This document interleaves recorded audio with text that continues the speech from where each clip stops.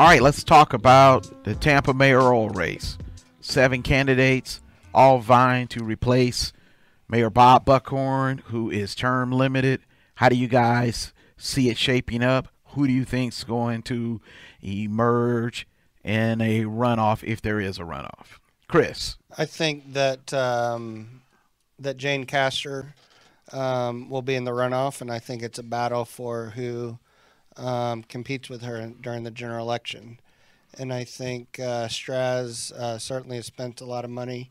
Taranchik has a following, and and there's also Dick Greco Jr. too. Who? So I think any of those three, I think have been are in the battle for second place. Carly, would you agree with Chris, or would you throw Harry Cohen in there I'm as a going to potential? throw Harry as a number 2. Yeah. For sure. I'm going to go Jane, Harry, Taranchik, and at the very, very bottom of the list of long and distinguished candidates, put in Straz. That's David Strass, by the way, whose name adorns the Performing Arts Center and a lot of other things And in this inspired city. Scrooge McDuck. He's just sitting there counting his money. His little hat. So I love DuckTales, by the Don't way. you? That should be our theme song. Such a good I love show. DuckTales. I don't know that I've ever seen a full episode. I can sing it. I can't I do dare you. No, let's not. Back up. Give us your assessment. My assessment or what I want, because they're two different things. You can give us both. I think that the final two, if the vote was held today, would probably be Castor and Straz. I'm not advocating for that. I'm just saying I think that's what it would be. I would like it to be Castor and Cohen. But again, as we've established, I represent the left, and I think that Castor has some great leadership experience. She's strong. She brings a lot to the table. And I think Cohen has some good leadership experience. He is defining himself in a way that most candidates don't. And he is the darling of the left of our community. Well, I can tell you, if David Strass does not make the runoff, it'll be remarkable because he's spending a boatload of money in TV advertising and hiring campaign consultants. But it could happen. It definitely could happen. And the other thing to keep in mind is that the person who finishes second has the potential to rise above the front runner. If it's Jane Castor and someone else, we could see that number 2 person, if they can gain the backing of the other candidates, rise above Jane. That's how Bob Buckhorn got in 2011. But Bob Buckhorn's been wanting to be mayor his entire life, and he's not even from Tampa. So, I mean, I've never met someone more enthusiastic about his own self-image in my entire life. So Bob is not a great example. I mean, he's been campaigning since he came out of the womb. But he did finish second to Rose Felita in 2011. He did, but he also ran for mayor, I think, the time prior, too. He ran in 2003 against Pam Mayoral. Absolutely. And I think Jane doesn't have a lot of competition in terms of, like, Taranchik. Taranchik is annoying. He's an annoying person. He asks really weird questions. He answers things that are in a completely inappropriate way, and he's awkward AF. I don't like him. Straz looks like Scrooge McDuck. He acts like he's freaking 120 years old, and his logo, his design, and pretty much everything about him sucks.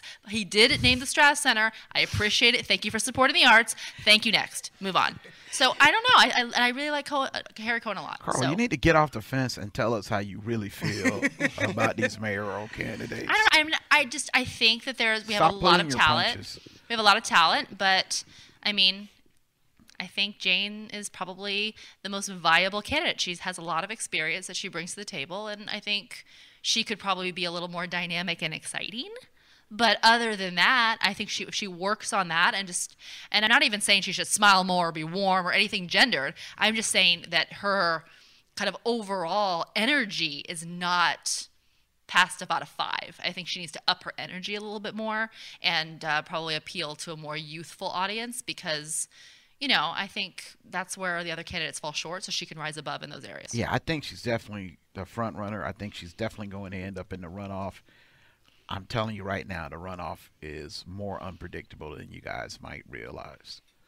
So if we're going to talk about who we want to come in 7th, I find Topher Morrison so problematic.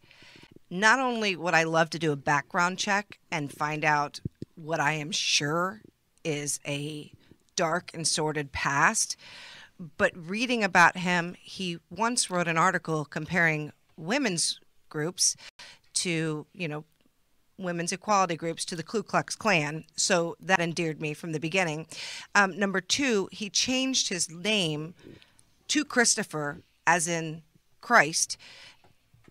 Christopher's not his given name. And I think it's just really weird when you come to a city, you cruise around for a couple days, and then you live here like 3 weeks later.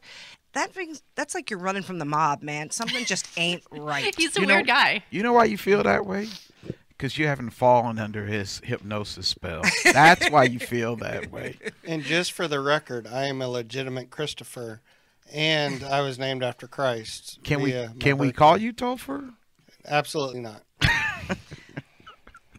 But yeah, he trips me out. And I really don't like the way he uses his dog as a marketing ploy. And he's used the Tampa's homeless population as props. And I think that's disgusting.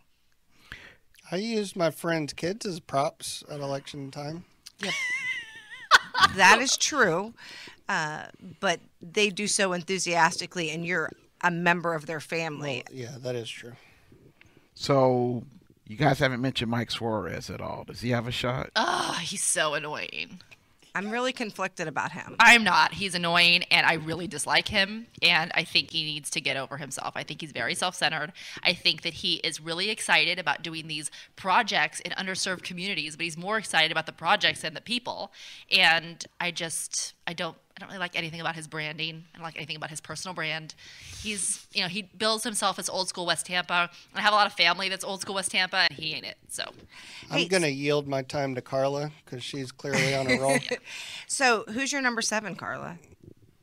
Straz is my number 7. I really dislike that guy. So you would give him the dishonorable mention? I would give him many dishonorable mentions because he has so much money, and there could be a really great campaign there, but his yard signs are disgusting looking. I mean, they're gross, and I think he doesn't have a good logo, which indicates to me he doesn't have a clear vision for what he wants. I don't know why he wants to be mayor. I don't know what he represents.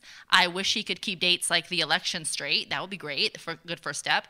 And I just don't think he's exciting. He doesn't represent the direction our city is going.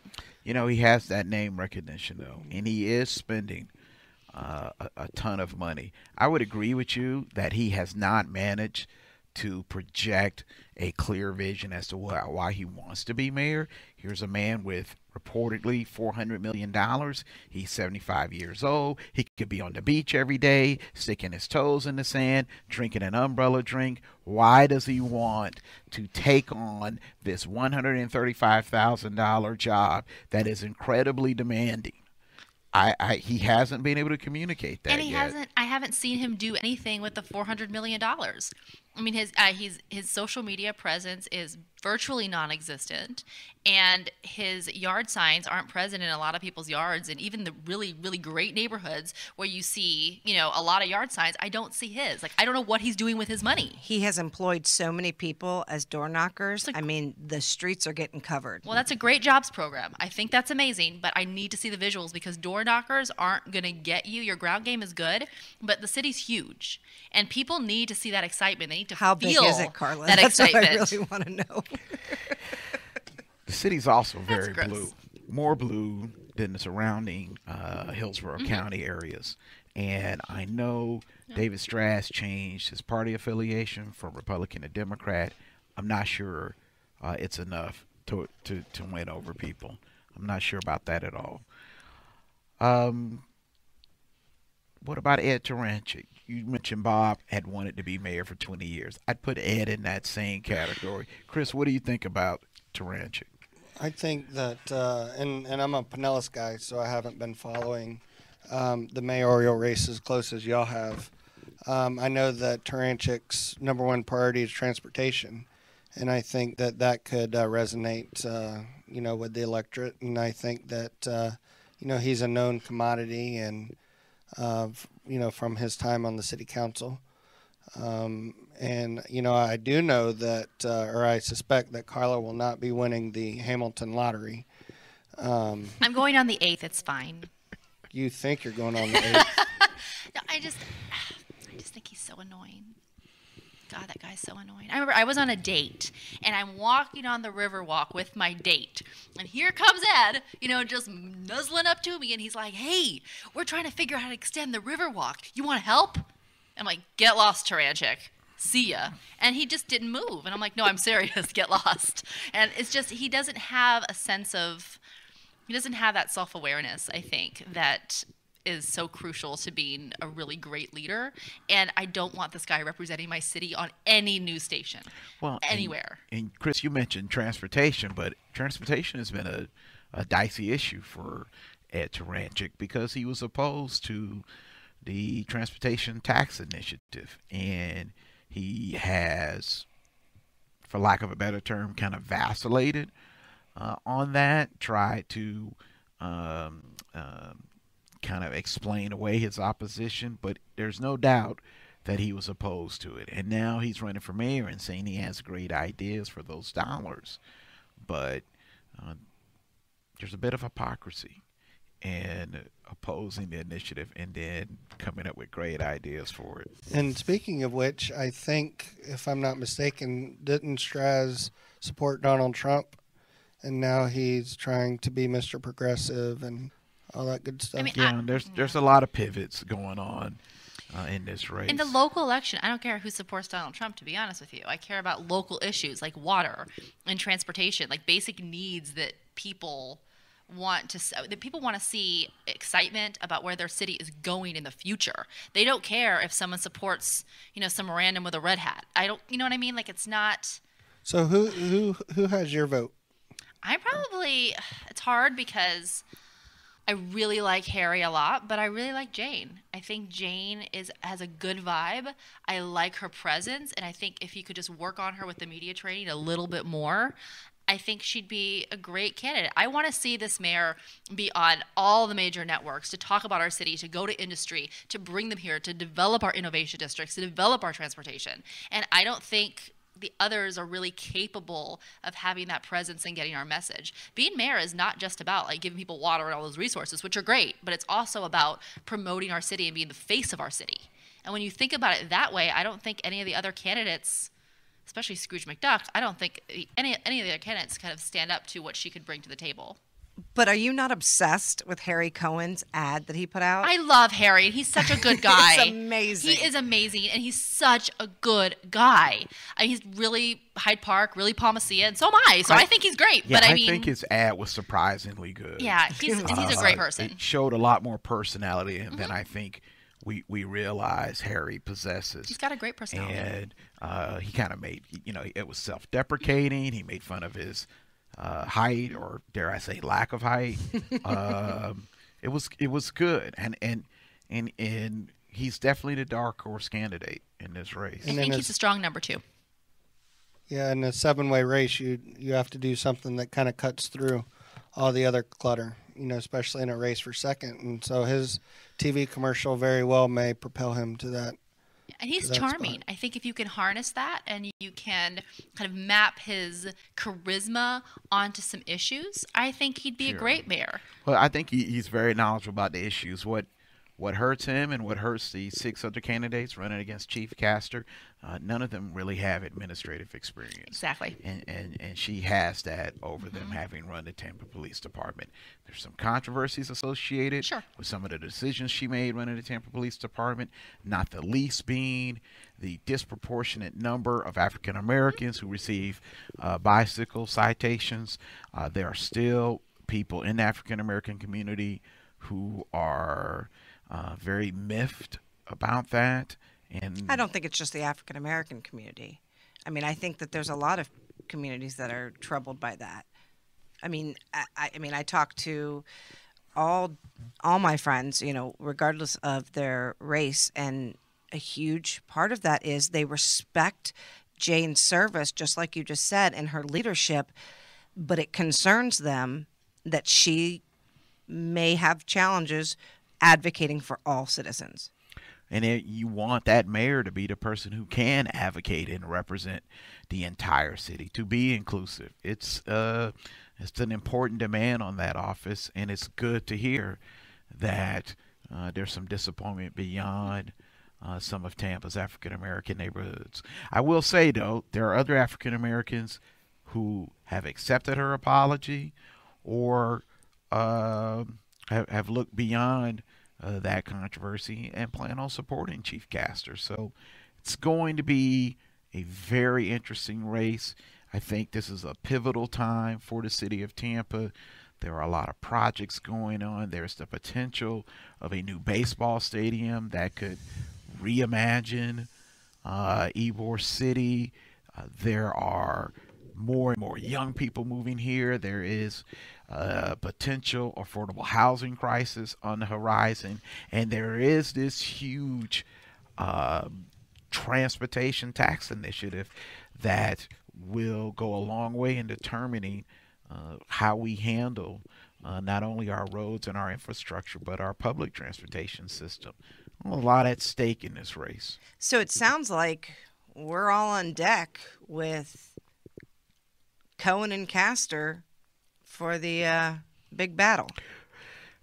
That would be my prediction, but despite Carla's tremendous protestations, I don't think you can count out David Straz. Oh, I'm not counting him out. I'm just saying I think that what I'm hearing is that we all hope that it is Castor and Cohen. Officially, as a resident of Hillsborough County, not a citizen of Tampa, and as a columnist for the Tampa Bay Times, I'm not allowed to lend public support to any, even private support for that matter, to any candidate in the race. So would it be inappropriate for us to tell everyone you're wearing a Harry Cohen for mayor shirt? It would be. It would be.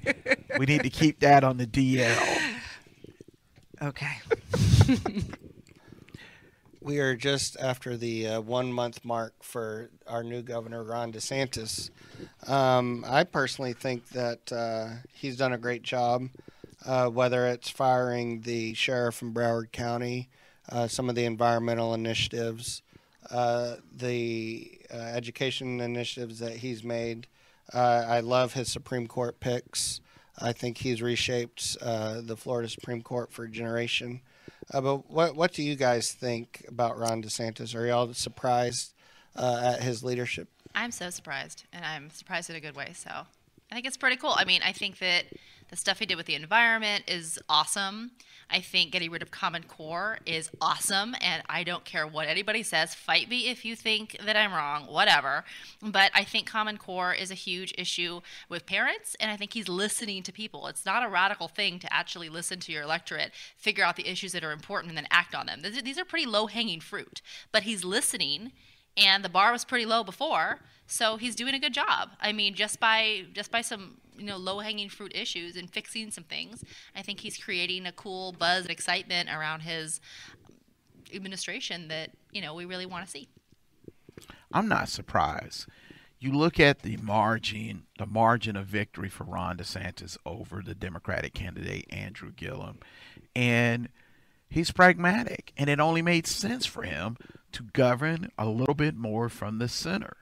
When he campaigned, he made the environment and cleaning up Florida's water one of the primary cornerstones of his campaign. So those decisions aren't surprising. Education was a huge issue during the campaign. He knows he can gain the support of moderates by taking some steps to improve education.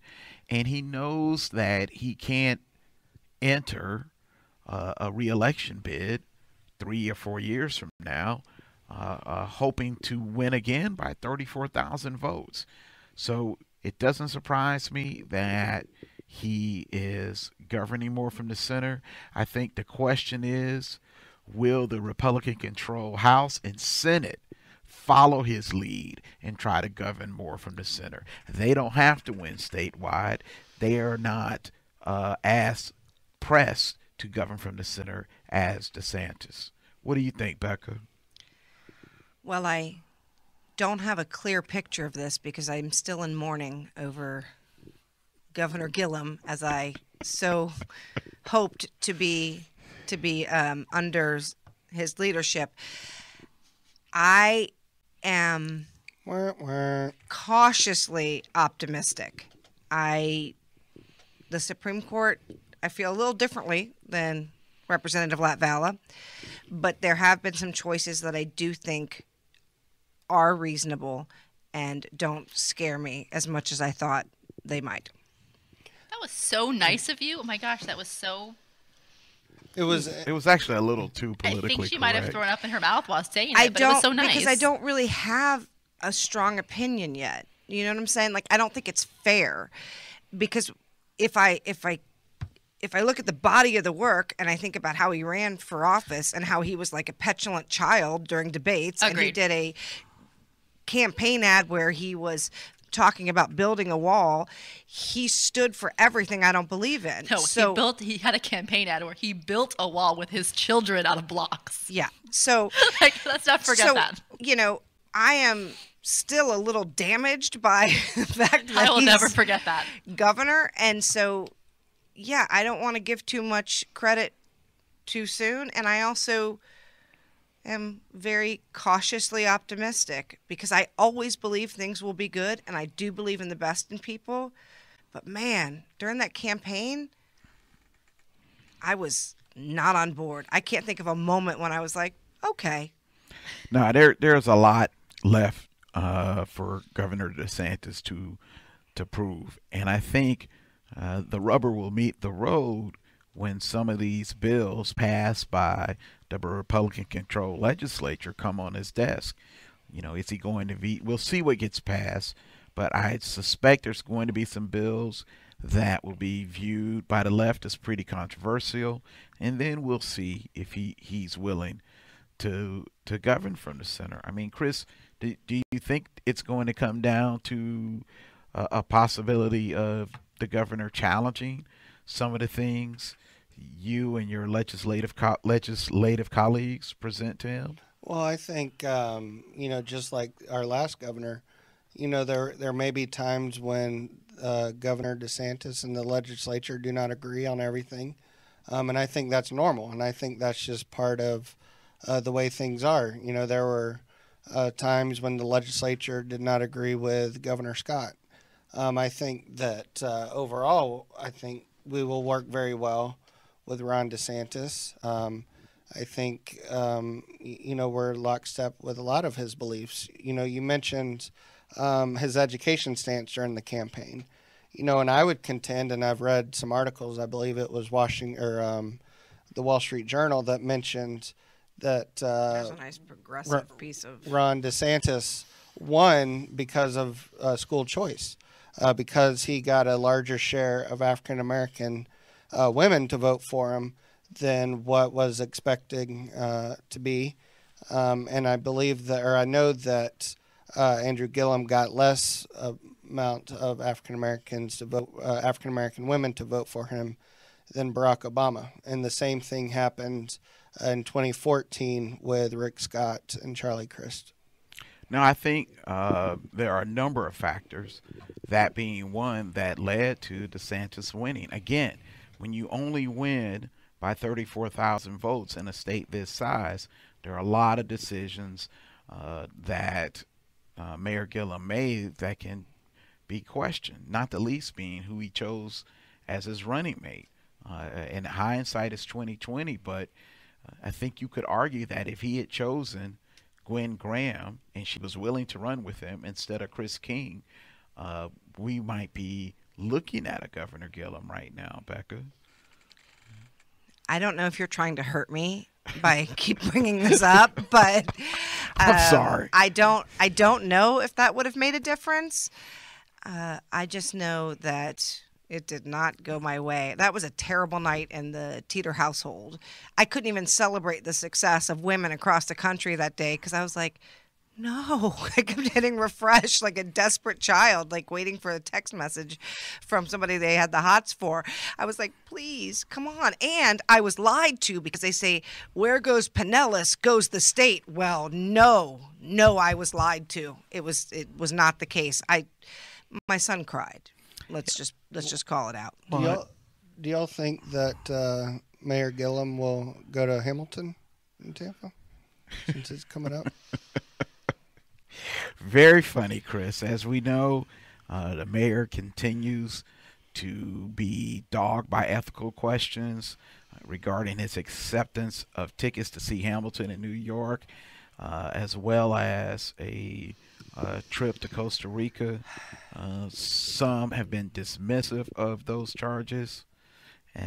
Well, I'm basically falling asleep over here because this is the biggest trope that has gone on and on and on. And there is so much political scandal and so many people who are so morally bankrupt and who are openly anti-Semitic or openly racist or who do criminal acts. And we have brushed right past that. But and they African are still allowed to be American governor of Virginia. Wow. Oh, the can of worms are open now. Carla, grab That was Becca. good. Grab That her. was really good. Grab That's her. really, really. I'm not She's gonna about grab to it. swing on No, her. I want to see it. No, stop. Chris, step back. I just think it's fascinating that when we find character flaws or poor judgment in Democrats, people run around like breaking news, but we're so used to it with the Republicans that we're like, well, they didn't murder someone this time. I mean, that is the problem, is that the expectation is not equal. I don't know. I think there's shitty people everywhere. So. For sure, but I think it does seem like Mayor Gillum is being held to a higher standard. I mean, we have seen some elected officials in this state do things far more egregious than what Mayor Gillum allegedly did. You can go back to former Hillsborough County Commissioner Jim Norman, whose wife accepted a lakefront home in Arkansas from a political power broker, and again he got to get into politics. He got a slap on the wrist for that, and ended up winning election to the state senate. So I some Hamilton tickets. Is he white, and what party is he in? He was white, and he was in the Republican Party. Oh, hashtag I'm so shocked. And then you do have Governor Scott, whose company was found in violation of Medicaid fraud for millions of dollars, and when called upon to testify, he pleaded the fifth. Mm-hmm. So, yeah, that compared to Hamilton tickets and a trip to Costa Rica, I don't know. It seems to be a double standard taking place here. Thank goodness for Virginia. Yeah. I think that like I said before, I think there are shitty people in both parties, and I think that there are people who abuse the system in both parties. So whether there's a double standard for Andrew, maybe, but it's still kind of shady. So still shady. Yawn. I call BS on all of it, but that's just where I land. But again, this is coming from a place of mourning, which I started this conversation with. It's not as shady as Medicare fraud or Medicaid fraud, but it's still shady. That's all I'm saying. Yeah, but there's a long distance between a misdemeanor and a felony. Is it? Yes, there certainly is. I was just one kidding. sends you to prison and one sends you to is pick it? trash up on the side of the road. Is it really? Let me ask you this. What do you think Andrew Gillum's political future is? Does he have one? I think it'll be interesting to see how he does on. Is he on CNN He's or on CNN, yeah. MSNBC? He's on CNN. He's so far, I've seen a segment. I think Pretty it'll good. be interesting to see how he does with that. He's certainly a charismatic guy, and I think that at some point he'll have a political future, depending on how the ethics stuff goes with the ethics commission. He's so likable. I mean, he's just a really warm, friendly, charismatic person. So. Do you think he'll come back and challenge Ron DeSantis in 2020? No way. 2022? That was nice optimism. No, I don't think so. I think he's going to realize that he has a great presence, is going to become a big media figure, and ride that train all the way home. It's a lot easier to be a really successful media figure than it is to run for office. So I think that train is out of the station. He's going to be a pundit, and live a nice, happy life. Well, you might be right about that. I'll throw this out there though. Um, if we're talking about President Marco Rubio in 2020, I think there's a real chance Andrew Gillum runs for the U.S. Senate in 2022. And I'm telling you right now, you can roll your eyes. You might want to embrace the possibility of Marco Rubio being the next president of the United States. I'm telling you right now, he's positioning himself perfectly To run in a primary?